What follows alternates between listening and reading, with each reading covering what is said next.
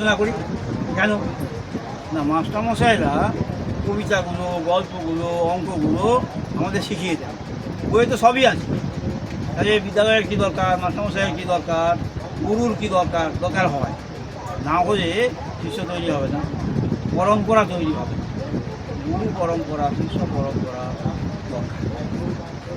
আমরা যে কবিতা লিখি, শুধু যদি আমরা লিখতাম, এমনকি বইয়ে প্রকাশিত হতো, পত্রিকায় প্রকাশিত হতো, পুরস্কৃত হতাম, তাতেও কবিতা জনপ্রিয় হতো না। কবিতাকে জনপ্রিয় করে আবৃত্তি শিল্পীরা, আবৃত্তিকাররা, বাচিক শিল্পীরা।